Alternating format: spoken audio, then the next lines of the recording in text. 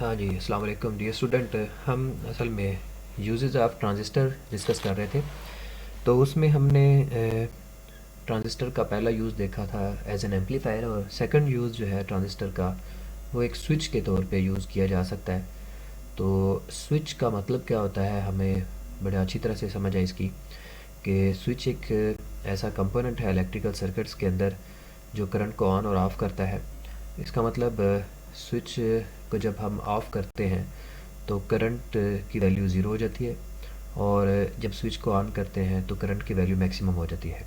और अगर ट्रांजिस्टर भी यही काम कर ले कि एक स्टेट के अंदर ये किसी सर्किट के अंदर करंट को ज़ीरो कर दे और किसी दूसरी स्टेट में ये करंट मैक्सिमम कर दे, तो इसका मतलब ये स्विच के तौर पे बिहेव कर रहा है। यानी जो मेन चीज़ है वो ये है कि जब स्विच को ऑन किया जाए तो रेजिस्टेंस उस सर्किट की ज़ीरो होनी चाहिए स्विच के रास्ते से, और जब स्विच को ऑफ़ किया जाए तो रेजिस्टेंस उस सर्किट की इन्फिनिटी होनी चाहिए उस सर्किट में स्विच के रास्ते से। तो ये काम है कि यानी यूँ समझ लें कि जो स्विच होता है वो एक दफ़ा रेजिस्टेंस को ज़ीरो कर देता है और एक दफ़ा रेजिस्टेंस को इन्फिनिटी कर देता है। अगर ट्रांजिस्टर भी यही काम कर रहा है तो इसका मतलब जो ट्रांजिस्टर है उसको भी आप स्विच के तौर पे इस यूज़ कर सकते हैं। तो सबसे पहले देखते हैं हम ट्रांजिस्टर का सर्किट, जो हम पहले पिछले क्वेश्चन के अंदर भी उसको बना चुके हैं कि ट्रांजिस्टर को जब एम्पलीफायर के तौर पे यूज़ किया था तो हमने इस तरह से इसका सर्किट ड्रॉ किया था। तो बच्चों ये सिंपल सा जो सर्किट है ट्रांजिस्टर की बाइसिंग का वो हमने शो किया है। ये आपको पता ही है, ये वीबीबी सप्लाई है, और यहाँ पे मतलब लेट्स से कि एक हमने स्विच अप्लाई किया हुआ है इनपुट लूप पे। असल में हम आउटपुट लूप को स्टडी कर रहे हैं इसके अंदर ख़ास तौर पे। ये कलेक्टर है और ये एमिटर है, और ये पिन ट्रांजिस्टर है, ये बेस है। तो कलेक्टर और एमिटर के दरमियान में जो रेजिस्टेंस है उसको हम देखेंगे कि अगर उसकी दो स्टेट आ रही हैं, एक दफ़ा वो ज़ीरो हो जाए और एक दफ़ा वो दूसरी स्टेट में वो इन्फिनिटी हो जाए, तो इसका मतलब कलेक्टर और एमिटर जो टर्मिनल्स हैं ये दो स्विच के टर्मिनल बन गए। इनके दरमियान में एक दफ़ा रेजिस्टेंस ज़ीरो आती है और एक दफ़ा रेजिस्टेंस इन्फिनिटी आती है। तो इसका मतलब ये दोनों टर्मिनल जो है ये एक स्विच के तौर पे बिहेव कर रहे हैं। यहाँ पे हमने एक बल्ब लगाया है इस सर्किट के अंदर। देखें, इसके साथ परमानेंटली ये वीसीसी सप्लाई, एक हाई सप्लाई लगी हुई है।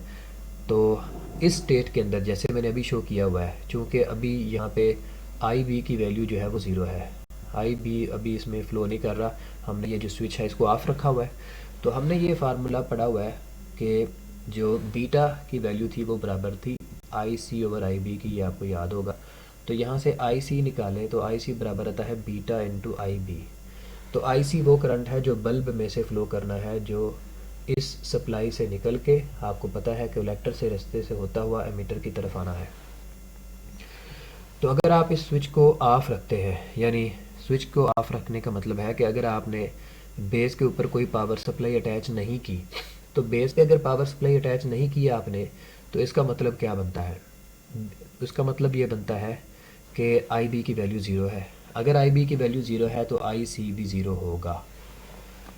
यानी बेटा यूँ समझ ले कि हमने अभी इस स्विच को ऑफ़ रखा हुआ है तो बल्ब ऑफ़ रहेगा, ये ग्लो नहीं करेगा। ये बल्ब ग्लो नहीं करेगा, ये ऑफ़ रहेगा।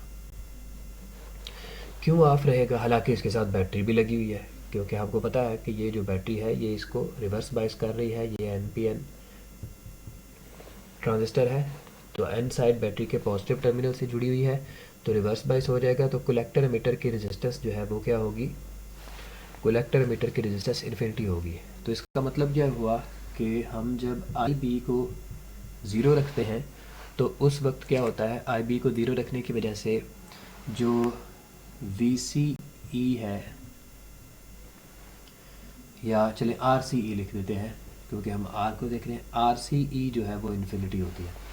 लेट्स से कि वो मेगा होम में या कुछ होती है, लेकिन हम उसको इन्फिनिटी दे रहे हैं कि कलेक्टर मीटर के दरमियान में जो रेजिस्टेंस है वो इन्फिनिटी हो जाती है जब आई बी ज़ीरो है। तो इसका मतलब उस वक्त आई सी भी ज़ीरो होगा। ये देखें, आई सी भी ज़ीरो होगा। तो ये स्विच की कौन सी स्टेट आ जाएगी? इसको हम ऑफ स्टेट बोलेंगे कि स्विच अभी ऑफ है, बल्ब ग्लो नहीं कर रहा, हालांकि सप्लाई उसके साथ लगी हुई है। अब देखें सेकंड स्टेट में जब आप आई बी को नॉन ज़ीरो करते हैं, जब इस स्विच को ऑन करते हैं तो आई बी अब ज़ीरो नहीं रहा। तो जब आप आई बी ज़ीरो नहीं रहा तो फिर दोबारा देखें इस फार्मूले से आई सी की वैल्यू जो है वो बराबर आएगी बीटा इंटू आई बी। अब आपको पता है कि बीटा की वैल्यू 100 होती है, आई बी की वैल्यू लेट्स से कि माइक्रो ओम में भी है, तो एक हेल्दी करंट हमें मिल जाएगा। अगर बीटा की आई बी की करंट कम भी है तो हमें एक लार्ज करंट मिलेगा, क्योंकि 100 टाइम उस करंट की वैल्यू जो है वो ज़्यादा होगी, तो एक आई सी एक लार्ज वैल्यू ऑफ करंट जो है वो बल्ब में से फ़्लो करनी शुरू कर देगी।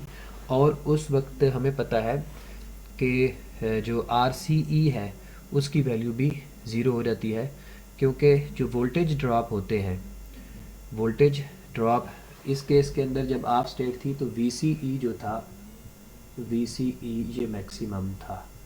क्या मतलब है कि मैक्सिमम वोल्टेज इसके ऊपर ड्रॉप हो रहे थे, वी सी ई मैक्सिमम था, मतलब कलेक्टर और मीटर के ऊपर जो पोटेंशियल डिफरेंस था वो मैक्सिमम था।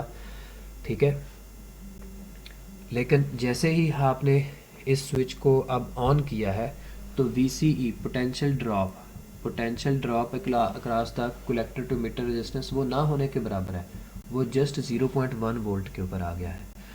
और जो आई बी है वो नॉन ज़ीरो है, अब वो ज़ीरो नहीं है। और जो आर सी ई है वो कम होके ऑलमोस्ट ज़ीरो ओहम हो गया है, ऑलमोस्ट ज़ीरो ओहम। यही हमें चाहिए था कि एक दफ़ा इसकी रेजिस्टेंस इन्फिनिटी हो और एक दफ़ा इसकी रेजिस्टेंस ज़ीरो हो, तो आर सी ई यहाँ पे ज़ीरो ओहम हो जाएगा और आई सी की जो वैल्यू है वो अब नॉन ज़ीरो हो जाएगी। तो ये स्विच की कौन सी स्टेट है, ये ऑन स्टेट है, इसको स्विच की ऑन स्टेट कह सकते हैं। ये देखें, ये स्विच यहाँ पे ऑन स्टेट को रिप्रेजेंट कर रहा है, बल्ब अब ग्लो करेगा। तो अब देखें, हमें बड़ी आसानी से इसकी समझ आ रही है कि यही चीज़ होती है कि जब स्विच ऑफ होता है तो रेजिस्टेंस इन्फिनिटी होती है, जब स्विच ऑन होता है तो रेजिस्टेंस ज़ीरो होती है। ये तो सारे बच्चों को ही पता है ना, तो आप इसलिए इसको आसानी से एक्सप्लेन कर सकते हैं कि कलेक्टर और मीटर जो टर्मिनल हैं, ये फ़र्ज़ किया स्विच के दो टर्मिनल है, क्योंकि स्विच के दो ही टर्मिनल होते हैं। तो यहाँ पे कलेक्टर और मीटर के जो हैं वो स्विच के दो टर्मिनल के तौर पर बिहेव कर रहे हैं, और कलेक्टर और मीटर के दरमियान में जब स्विच ऑफ होता है, स्विच ऑफ होने से मुराद क्या है कि ये वाला जो स्विच है ये ऑफ है, तो उस वक्त ये भी ऑफ की तरह बिहेव करता है। हालांकि आउटपुट लूप में तो बैटरी लगी हुई है ना, इसमें तो हमने कोई मतलब इसको कोई स्विच लगा के ऑन और ऑफ़ नहीं कर रहे हैं, तो इसमें तो बैटरी मुसलसल लगी हुई है। तो इसलिए जब यहाँ पे आई बी की करंट आप ज़ीरो रखते हैं तो उस वक्त आर सी ई यानी रेजिस्टेंस थ्रू कलेक्टर मीटर जो है वो इन्फिनिटी होती है, आई सी की वैल्यू ज़ीरो होती है। तो ये स्विच जो है यानी ट्रांजिस्टर का जो ये जो आउटपुट लूप है, ये जो मैंने ऑफ और ऑन स्टेट बात कर रहा हूँ, ये आउटपुट लूप की बात कर रहा हूँ, इस वाली लूप की। तो ये जो आउटपुट लूप है इसमें ये एक ऑफ स्विच की तरह बिहेव कर रही है, और जैसे ही हम यहाँ पे करंट को ऑन करते हैं, आई बी की वैल्यू नॉन ज़ीरो करते हैं, तो कलेक्टर मीटर के ऊपर जो पोटेंशियल ड्रॉप है वो 0.1 वोल्ट के बराबर चला जाता है, और जो आर सी ई है वो ज़ीरो ओहम पे चली जाती है, और आई सी जो है वो मैक्सिमम हो जाता है। तो इसका मतलब उस वक्त जो नॉन ज़ीरो की बजाय आप मैक्सिमम लिख लें, यह ज़्यादा सूटेबल है कि आई सी जो है वो मैक्सिमम चला जाता है। तो ये स्विच की ऑन स्टेट है, आउटपुट लूप इस वक्त ऑन है, बल्ब ऑन है, यहाँ पे ये ऑन हो जाएगा। पहली स्टेट में ये ग्लो नहीं कर रहा था, अब ये ऑन हो गया है, बल्ब ऑन हो गया। तो उम्मीद है आपको समझ आ गई होगी। इसके बहुत सारे यूजेस हैं हमारे इलेक्ट्रॉनिक्स के अंदर, बहुत सारी कंप्यूटर चिप्स के अंदर, कंप्यूटर पार्ट्स के अंदर। जो ट्रांजिस्टर है वो स्विच के तौर पे भी यूज़ होता है और एम्पलीफायर के तौर पे भी यूज़ होता है।